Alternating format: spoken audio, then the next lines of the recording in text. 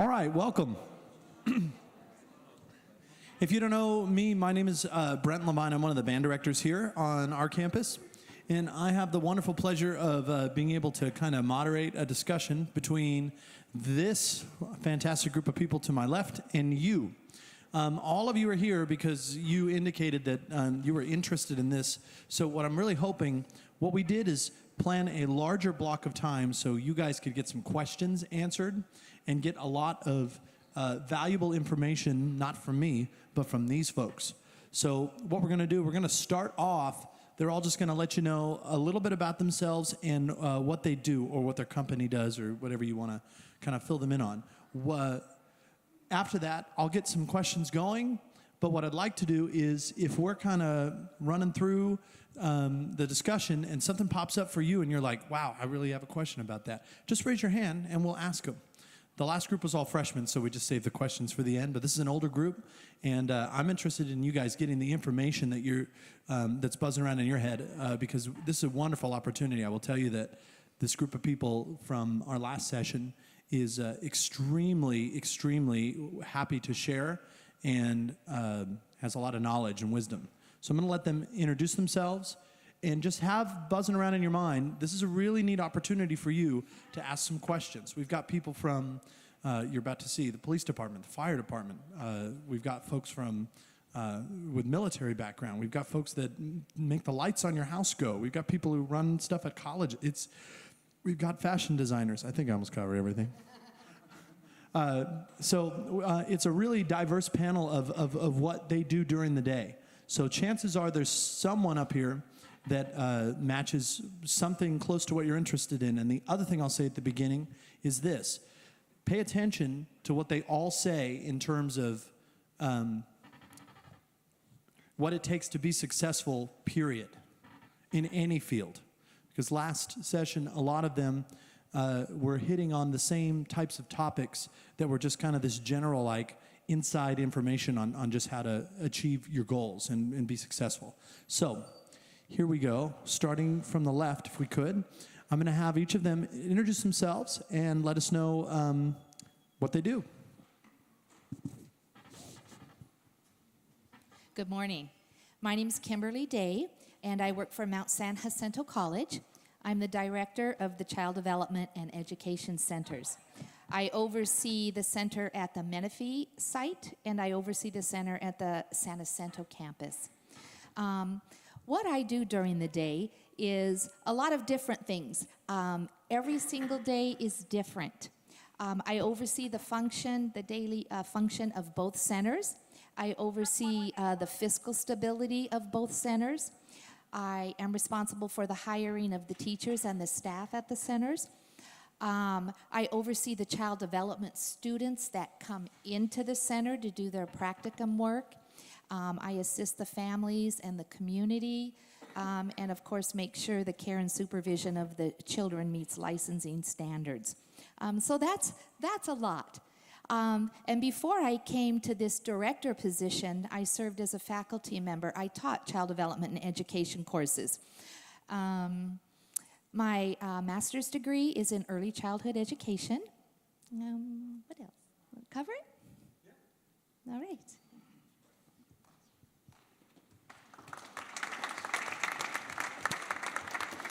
Good morning. My name is Alan Morgenstern, and I'm the owner of Morningstar Productions. We're a concert sound and lighting company here in Marietta. We do sound systems, lighting, staging, video systems. We do installations, sales. We actually do full-blown concerts. We do stadium shows. We do everything, all from our location here in town, including graduations, like on your campus as well. I'm the president and CEO of the company. I've owned the company since 1989 when I founded it. And this is kind of what we do. I run the day-to-day operation. I'm in the office every day at 8 a.m. And I'm there till 5 p.m. every day going through HR, bookkeeping. I do it all. And on the weekends, I'm out actually running shows or even during the week at times. So I'm involved in every aspect of the company from where we turn on the lights to where we actually are finishing the concerts and putting it back in the truck. So if you guys have any questions on running concerts or doing stuff like that, I'm the guy to ask. Thanks. or running a company. He also does that. Hi, good morning. My name is Justin. I'm an E-Crew foreman for Southern California Edison. We are responsible for bringing the power to commercial buildings and residential buildings. So an everyday routine for us doesn't exist. We get to the yard. Our normal day is from 7 to 3:30.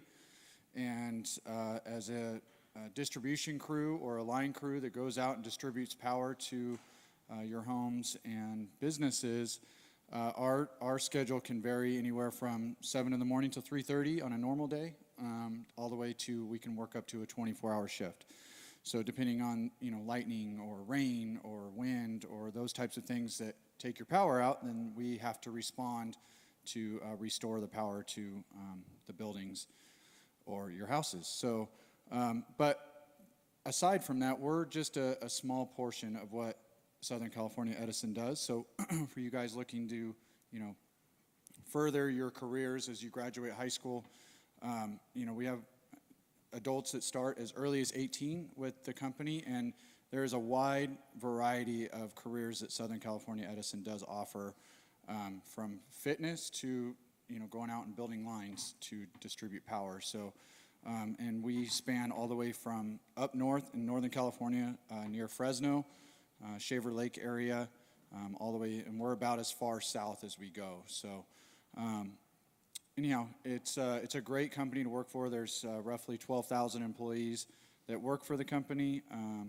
They do pay well, they offer benefits, those types of things. So whether it be you're interested in doing something along the lines of what we do, distributing power, or to other things, like I said, office management or accounting or legal or power distribution or whatever it may be, feel free to ask. That's why I'm here.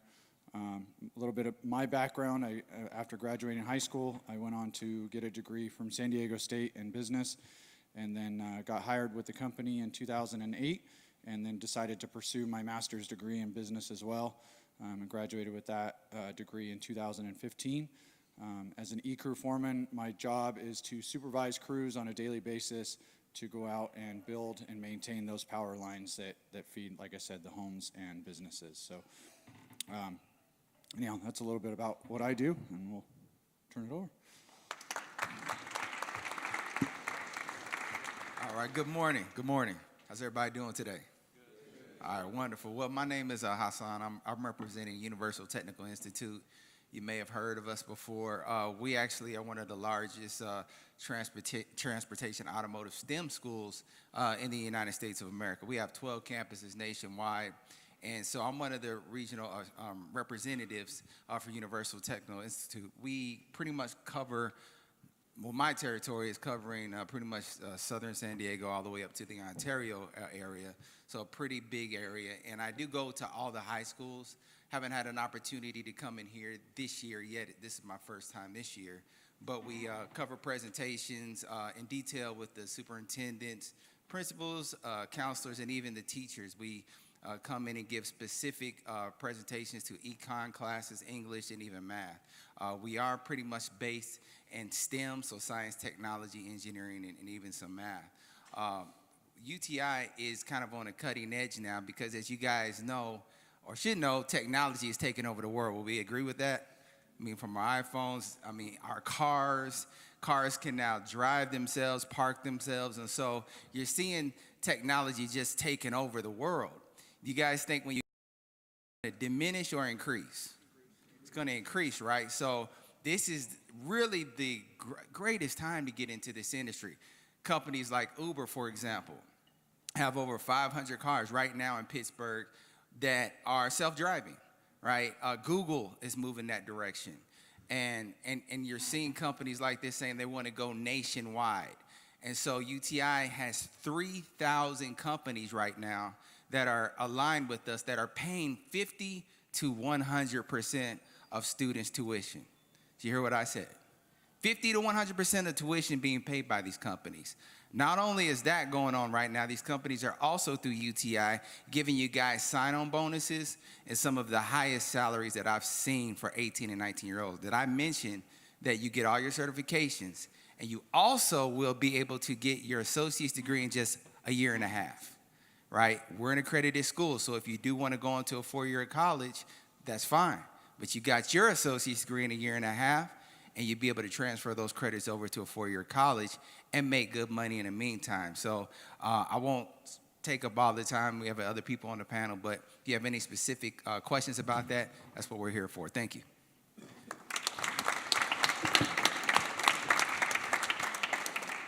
Good morning. I'm Officer Aberly. I work for the city of Murrieta Police Department. I'm the school resource officer here at Vista, and I encourage you to come and visit me in the office. If you have an interest in law enforcement, we can talk further, probably more so than what we can do here in this setting. But I'll describe a day in the life of a police officer at the patrol level, and that's where everyone starts. So when I was in patrol, I arrive at work before 5 a.m. My shift starts at 5. I check out my car. I check the inventory list, make sure it has all the equipment it needs. I get my guns, a shotgun and an AR-15, load those in the rack. Then I go to briefing. Of course, by this time I have to hit the locker room, get dressed out, go to briefing, and as long as briefing's not interrupted by an emergency call or something like that, we get to discuss with the supervisor or the sergeant any trends or issues that are going on in the city or areas that they want us to concentrate on. And then each of us are assigned a beat. The city's divided up into beats A, B, C, D, and E. And then the F beat is a rover. He goes anywhere in the city. He's usually a corporal, which is below a sergeant, so he's a supervisor. And to really sum up a police officer's day in patrol is the underlying theme, I should say, is flexibility. Because what you see on TV really is not a depiction of what we do. And cops isn't either, because it shows you snapshots of what police work is about, but it takes them a lot of ride-alongs to get the footage for one episode. So we're not in shootings and police chase or high-speed chases every day. It does happen, and I've been in a lot of those types of things, but that's balanced with some boredom and a lot of report writing. And even to the extent of, I got a call one time, there was an elderly lady in the city. She called and said her light bulb needed to be changed, and dispatch did not have the heart to say, no, we don't do that. She called me and said, do you mind? And I said, no, I got a granny. And I would hope that a police officer would be willing to take time out of his day to help my granny, so I'm going to go help someone else's granny. So I screwed in the light bulb, and she was so appreciative. It was really cool. And we do a lot of counseling.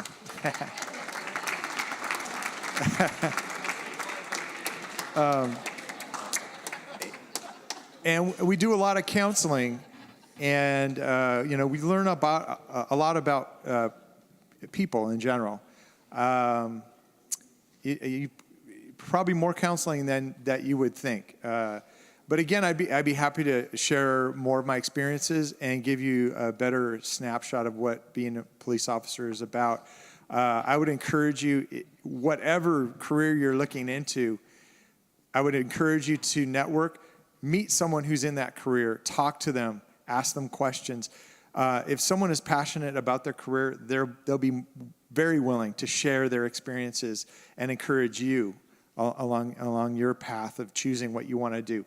And really, in your working years, you may change careers a few times. That just makes you a more well-rounded individual and probably better capable of doing the next career you get into. But I would encourage you to talk to someone. If you're interested in a career, talk to them. Find out what is it really like, because looking online or judging by what Hollywood says a career is about, it's not accurate. I'll just tell you that. So.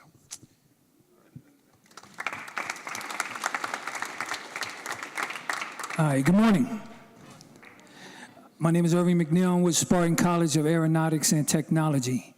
Spartan College has been around over 85 years. We've trained over 130,000 pilots and technicians in the aviation industry. So if your passion is to be a pilot, or if you want to work on planes, you think that's cool, right? You want to be a mechanic or aviation electrician, or NDT, that's non-destructive testing. And also we have an HVAC program. So if you have any questions on that, you can come see me. I think we'll have an opportunity to get some brochures and stuff. A little bit about myself. Retired from the Navy. I did 20 years. I retired in 2006. I was a bosun mate. I was a Navy counselor. Also, I was an ROTC instructor. So I taught at 2 different high schools for 7 years. I taught at Chaffee High School for 5 years, and I taught at Rialto High School for about 2.5 years. So I have a little education background, also with a military background. So if you have any questions, don't be afraid to ask. Okay, thank you.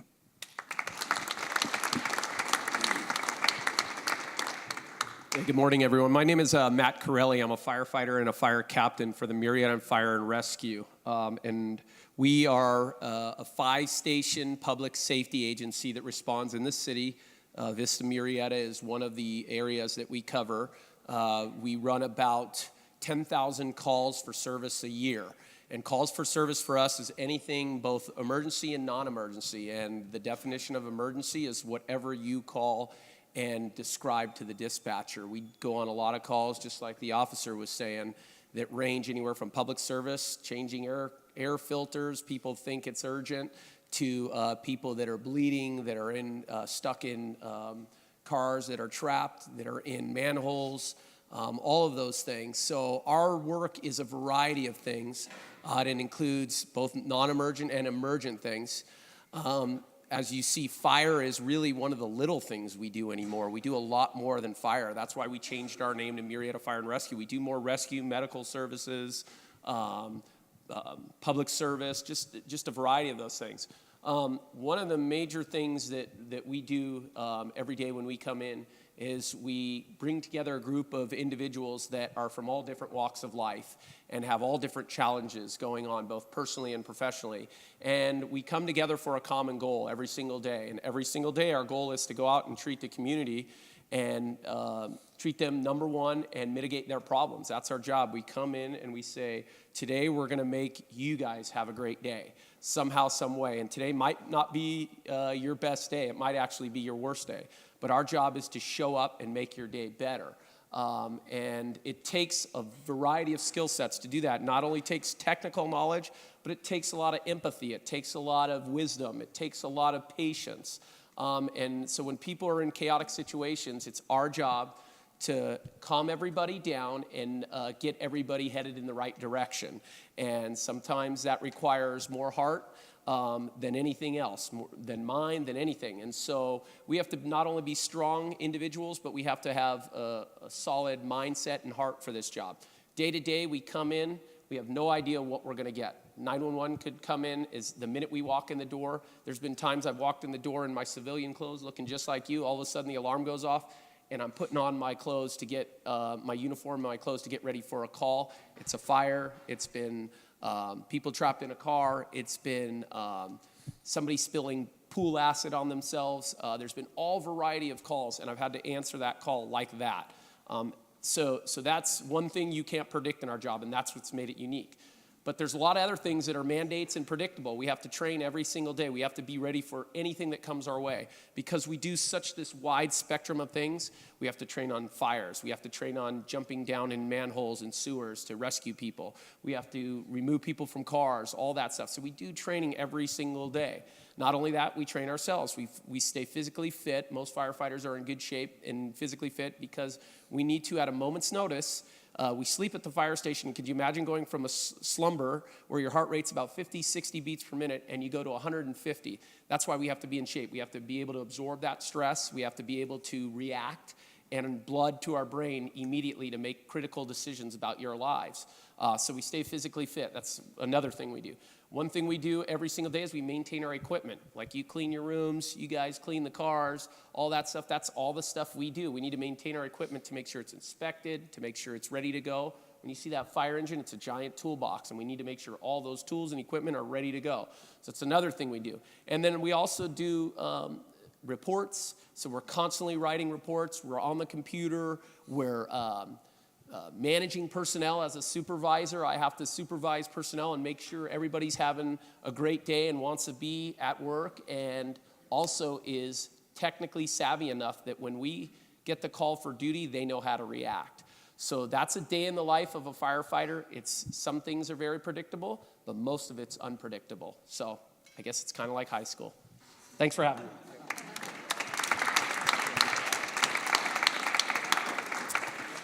All right, how many of you know what you want to do when you graduate? Good, good. Anybody want to volunteer what that is? Yes? I want to be part of the fire rescue. Very good, very good. Very good, yeah. Well, my name is Kelly. I am from FIDM, Fashion Institute of Design and Merchandising, and it is a 4-year WASC-accredited applied arts college, which means it's a little different from your typical 4-year college in that we educate students to go into creative directions for the clothing industry or the entertainment industry. So students who come to FIDM want to get into animation, screenwriting, graphic design, social media, of course, clothing design, shoes, jewelry, that sort of thing. So we're very geared towards the business and the design of those two areas. Now, my background, I grew up sewing and creating things for people, but I went to college for biology, and that was my first life. I worked in medical administration for a long time, and then I switched my whole life to what I love to do. And I love to sew, I love to create. I get inspired by watching movies, seeing people on the street and things that they're wearing, seeing fabric. And so then I turned that knowledge into teaching. And I taught for 10 years at FIDM in the fashion and product development majors. And I saw students get out, graduate, and be very successful in what they wanted to do. I think that sometimes people don't realize that everything that you have on today, everything you're wearing and carrying and putting on your head and jewelry and everything is part of the clothing industry. And people need to know what they're doing when they make it. Otherwise, it won't fit and we won't like it and we won't buy it, right? So I teach, but I also come into the high schools and I tell you about that possibility. What could you do if you have a creative mind, if you want to work with your hands, if you want to be in the film industry or the clothing and apparel industry? I talk to students about it. I also create special events. So I'm a special events manager for San Diego and Orange County. I also speak and teach speakers to speak. So I train in San Bernardino and San Diego. Yes?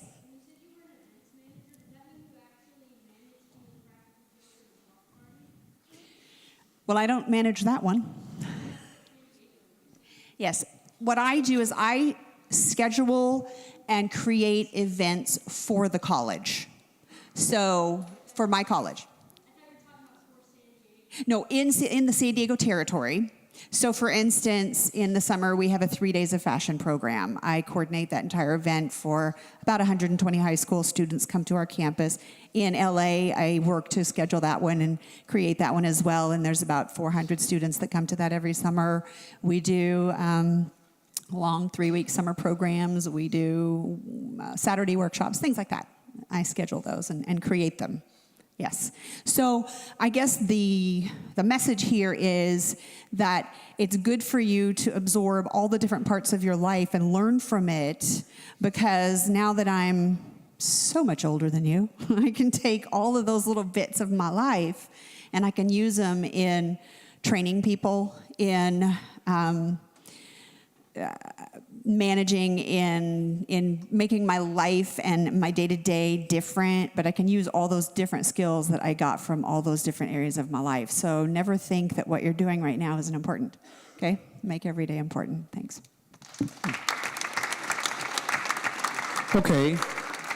So now that we kind of have seen what these people are and what they do, I'm going to get the conversation started a little bit. And all of you kind of touched on what life was like for you when you were in high school and things like that. I thought maybe with this group being a bunch of juniors, I might ask this question. If you, and you don't all have to answer it, but if something pops into your head and you feel like you got something on this, if you could go back to high school and have a chance to better prepare yourself for any particular career field, like the one you're in, what would you do differently, or what would you be sure to do if you were on the other end, knowing what you know now? Anybody want to jump in on that question? Okay, I will. Go for it. Go for it. I just remember in high school doing a lot of stupid things. I got caught up in drama, which I know is sort of part of who we are when we're freshmen, sophomores, juniors, and seniors. Stay focused. Get a plan. Don't let the silliness of people stop you. Because in high school, what I see now and what I know I experienced is that we get wrapped up in relationships that aren't good for us. We get wrapped up in drama that drags us down. We let family issues determine how our day is going to go. And I know it. I know that you have difficulties. We all have had difficulties. But what I'm saying is try to look beyond that and stay focused on where you'd want to be. Because there's a lot of things, especially at your age, that can slow you down. And I just want you to know that when I look out to you, I see beautiful people who can make a difference if they want to. So don't let life happen to you. Happen to life. Okay. Yeah, good advice. Anyone else have a thought on how to view preparation in high school to and be able to get to where any of you all are at? Cool. What a great question, huh? You got one? Yeah, so if you could go back to high school and had a chance to better prepare yourself for your particular career field, what would you do differently, or what would you be sure to do? I can answer that, and this is going to be like, oh, we've heard that before from our counselors. But what I would do differently is I would listen to my high school counselors. I would listen to my parents and get a backup career or stay in school. When I was in high school, my dream was to be in the entertainment industry. So I didn't need to go to college, right? I didn't need that. I just need to go to a school and learn how to act, which I did. However, my family would not pay for it because I was not in the career choice that they wanted for me. But I didn't want to go into business. I didn't want to go to a 4-year college. I wanted to go to acting school and move to Hollywood and be a star, okay? So I saved up my money. I found out how to get scholarships. I found out how to get loans to go to acting school. I went to the American Academy of Dramatic Arts and graduated and got into the entertainment industry and did some television. But I quickly found out I couldn't make a living at that. So after trying that for 4 years, I said, oh, I should have listened to my counselors. I should have listened to my mom and dad and got an education. So then I found Mr. Wright and got married and had children. Okay? Mr. Wright and I separated due to domestic violence. And I thought in the back of my head, what am I going to do? I have to support 2 babies. Guess what I did? I went back to school, but it was a lot more difficult this time because I had children. But I never gave up. I never gave up. So I continued. I took one child development course, and I found out, oh, this is what I love. I took another child development course. I graduated at the top of my class with an AS degree in early childhood education. I said, oh, I like this. I'm going to continue on for my master's. I'm going to teach. So I became a faculty member. I said, oh, I like that. Now I want to help on a broader scale. So I became the director of the child development centers. But I say that to also tell you this. A professor told me this once, Kimberly, your life's experiences and circumstances may influence who you are, but you are responsible for who you become. In my despair, in those times in my home life, where there was divorce, where there was abuse, could I have given up very easily? Could I? Do you feel like that days? Lord, why did you put me in this position? You're supposed to help me. Could I have turned to alcohol? Could I have turned to drugs? Yes, absolutely. And that was a choice in my peer group. But I was determined. I was determined to not fall into that. You know, we're told there's brick walls in front of us, right? Do you ever come up against those? There's just no way out. But I always want you to remember this. The brick walls are only there to keep the people out who don't want it bad enough. Okay? When you're called stupid and you're called dumb, you'll never amount to anything. Has anybody heard those? You're ugly. Okay? Yeah. Do not listen to them. You know in your heart, huh? So I didn't give up. Now look at me. I have a hefty paycheck. I am responsible for 2 child development centers at the college, and just pushing on. So do not, yeah. So also what I wanted to let you know is kind of what we've all touched on. All these experiences in your life, whether you, different career paths you have before you get to where you are supposed to be, have an impact on where you end up. All of my theater training helped me to be able to speak in front of people and to be able to help college students and get out into the community and speak. I couldn't do that before. So all of those things that I experienced influenced who I am. Because when I sat in your position in 1977, I never dreamed I could be where I was today. Okay? So don't give up. Keep your passion in mind. How wonderful to have a job that you're passionate about. So then when you go to work, you're going to say, wow, I got a paycheck for doing this? All right? So thank you. Listen to your counselors.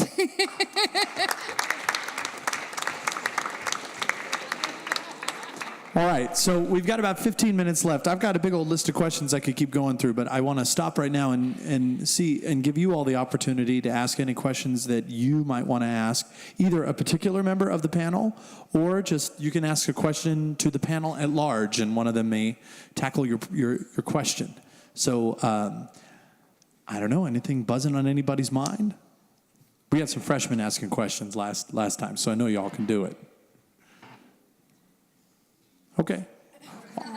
I'll keep going, but just, we got one right here. Yeah. Stand up. There we go. Say your name and then ask the question. Okay. My name is Zeke, and I would like to ask y'all, where are you supposed to learn how to do taxes? When I know, I'll tell you. Yeah, TurboTax. I don't think you need to learn how to do taxes. Pay somebody to do them for you. Don't take that responsibility on early in your life. It's too complicated. So pay your taxes and allow somebody else to file them for you. That would be my advice. Do you want to be an accountant or a tax preparer? Oh, is that what you're getting at? Oh, okay. Just in general. Do you work right now? Do you work right now? Not yet, but I plan. Okay, so as long as you don't make more than $6,000 a year, you don't have to even file taxes. And what it seems like he's getting at is some of the stuff that he feels is not covered in the high school curriculum. Is that what you're getting at? Yeah, I'm just surprised that there's some things that you'd think were important for after high school that aren't covered in high school. Cool. So would you guys, and that's a huge topic. Anybody want to jump in on that one about the stuff that's not covered in high school that helps you in the real world? You need to approach your administration with a list of life skills that you think are important to be taught, and they need to either offer you some experts who come into your career center and talk about it, or perhaps create a class. That would be my suggestion. And, you know, in the last session, we talked about networking. Somebody was talking about networking. I don't remember who that was. Anybody want to kind of speak to that? Go ahead. When I was talking about networking, I was talking about the kind of the tension you might have as far as what am I going to do for a career. But that can apply in your position. It's like, how do I do something?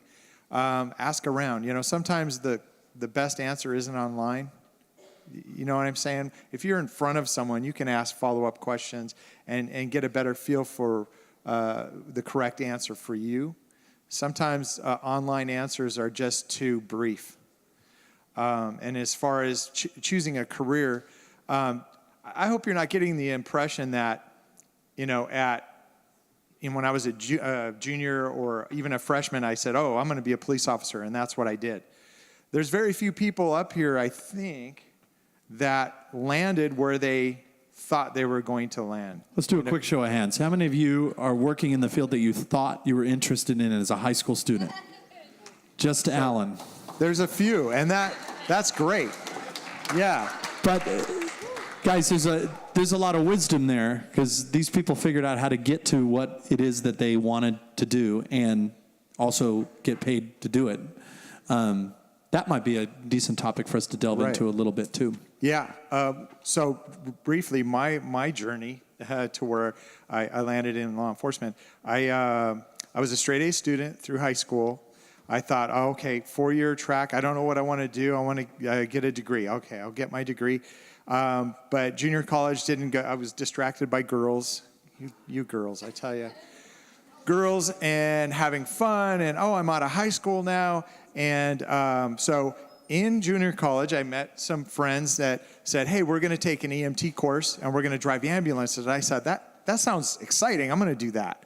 So I took a course, and I became an ambulance driver while I went to school.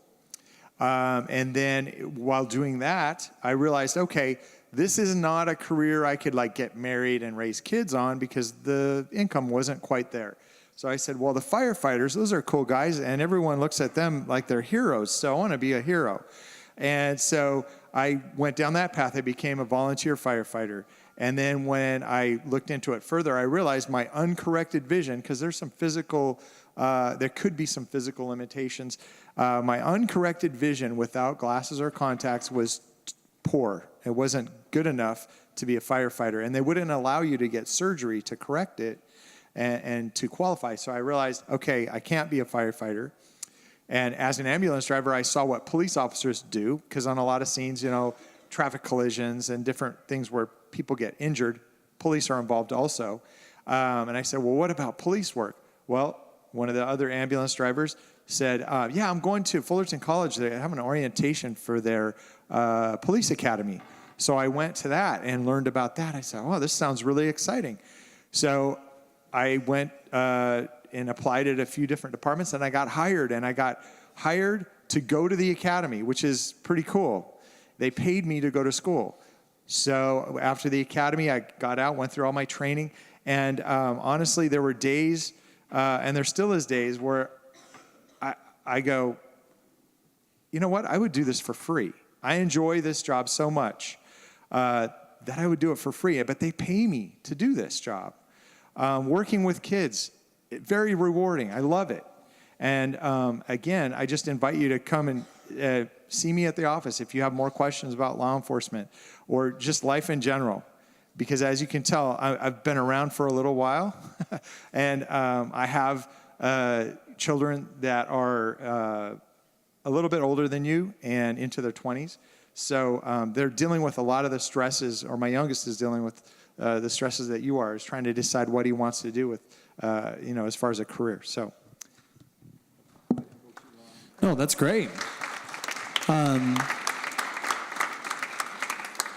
Any questions yet, y'all?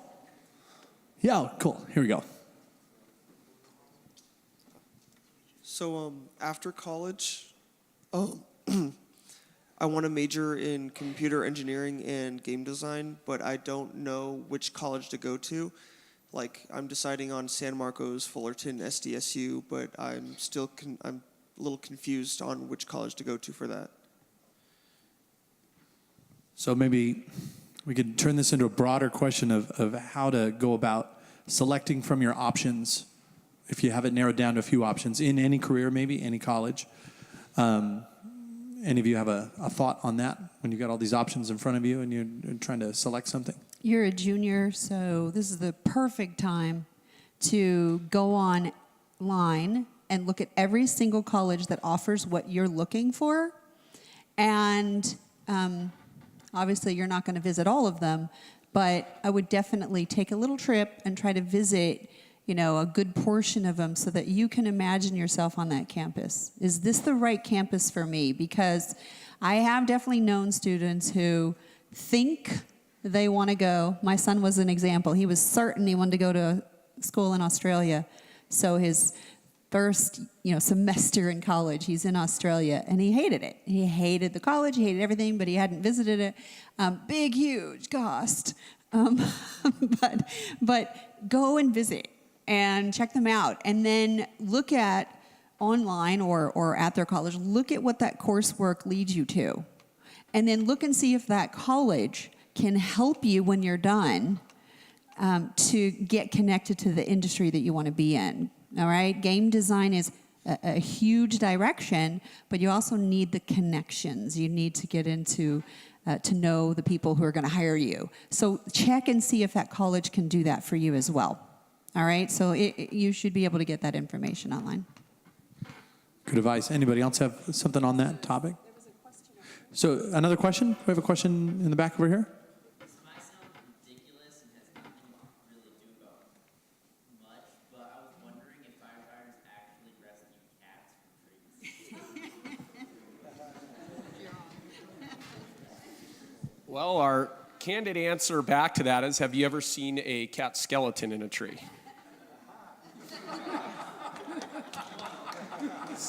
So that's how we simply answer that. And I won't take that applause. I'll give that to someone else who deserved it. But I heard that coming up in the fire service, and I thought, well, what are we doing? We keep going to these calls for cats in trees, and we're exposing ourselves to risk, and is it worth it, blah, blah, blah. Well, the answer becomes, what are you willing to do for that person that needs your help? And so it's changed my thought as I've gotten more mature and I've been in the fire service. And there's really nothing I won't do for you unless it's going to put me at undue risk. And so the bigger question becomes, how do you decide how you're going to make decisions? And that's really what it comes down to in being a firefighter and a first-line supervisor is, am I going to put my crew and myself at risk for something that doesn't have a lot of reward? What's going to happen when that cat gets hungry? It's going to come down, right? Eventually. They do. So it's really one of those misnomers, and it's the way that life kind of works, is that we hear something as a culture, as a society, and we go, oh, that's how life is, huh? And nobody really challenges that. We just go along and we run with the herd and we moo and we do, and we run right along, right? That's life. But really, the question has to answer, because someone asked that to me and posed that to me. He said, have you ever seen a skeleton of a cat in a tree? And I said to myself, gosh, that sounds really obvious, but no, I haven't. So here I was thinking, let's get the ladder out. Let's put our guys at risk. We're near power lines. We've got all these things. We're going up hundreds of feet in the air for what? For a cat that will eventually come down. So great question, but it really has nothing to do with getting cats out of trees. It has to do really with how do you approach decisions in life. And so I look at that decision a lot differently now, and I try to talk to the person who's calling me and say, hey, don't you think that cat's going to come down eventually? And they say, yeah. And I know how do we all feel about our animals? Oh, we love them even more than human beings sometimes, right? Yeah, I think that's a fair statement. But you know what? I'm in the business of keeping you guys alive. My job is to help other human beings and animals, but you are my most important product to keep alive. So.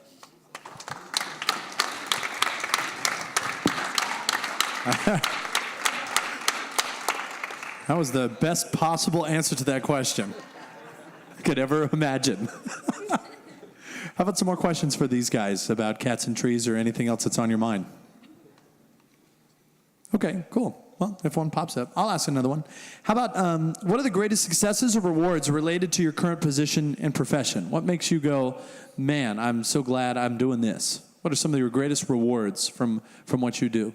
Or how is your work you did when you were younger paying off where you realize, man, I'm so glad that I went for this or did this? Anybody have a thought on that?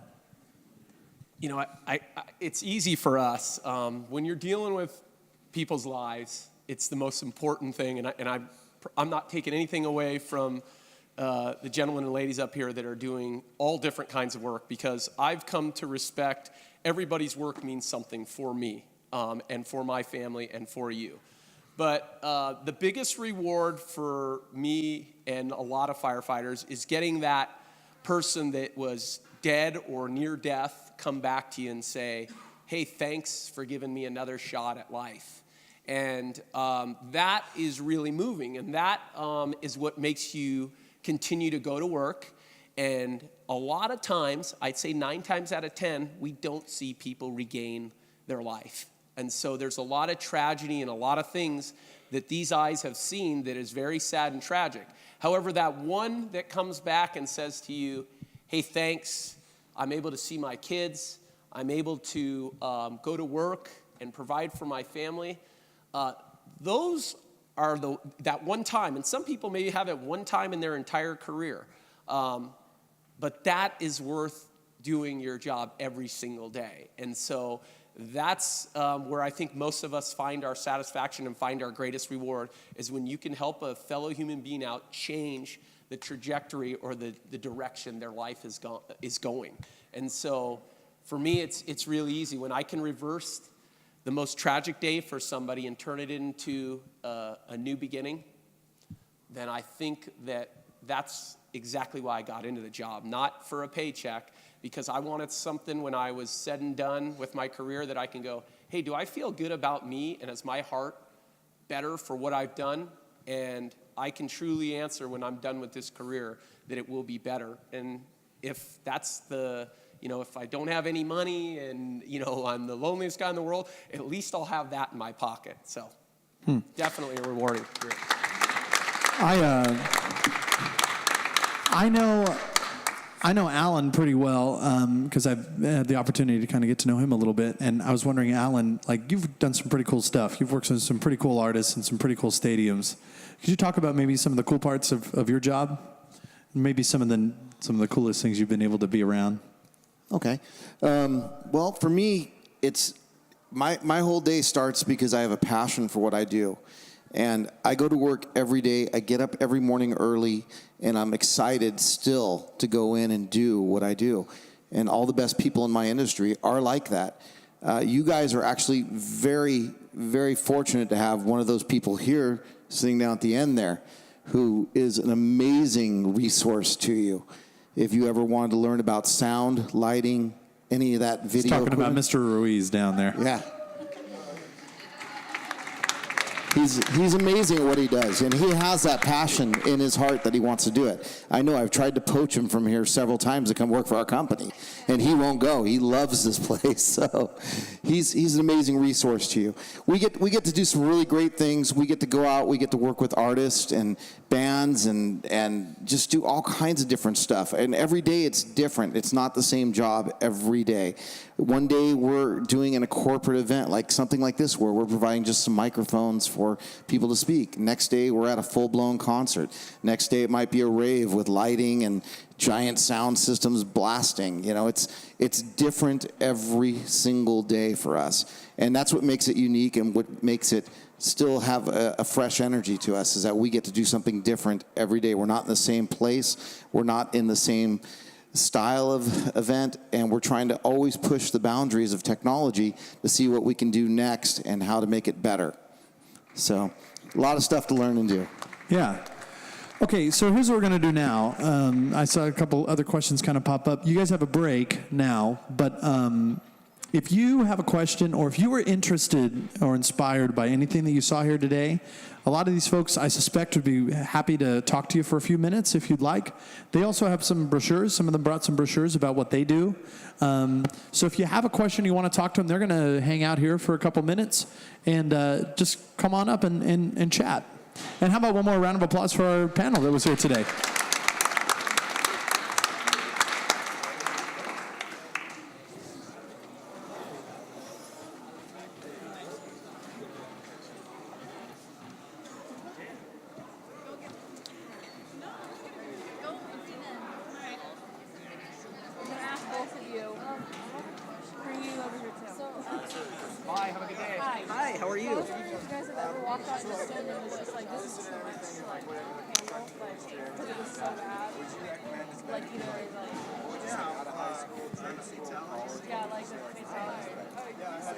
answer this question. Hold on one second. She asked the question. So you have other options. So hard.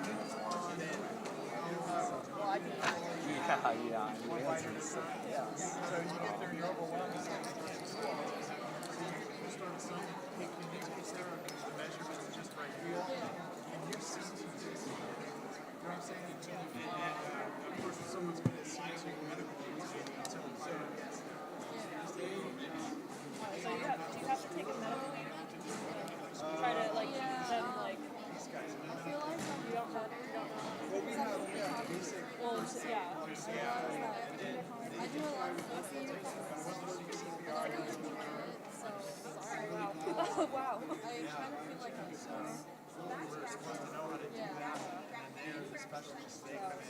That's a great question. And you know, the younger in my career I came up on one of my first calls. It was on the 15 freeway, and it was a van that had rolled, and there was about 11 passengers all out on the freeway, and at all different levels of injury, near death, dead, and then some walking around confused. And I remember I was very young in my career. I was only in about 2 years, and I stepped out of the fire engine, and I turned around, and my boss, who was an old, salty fire captain, turned to me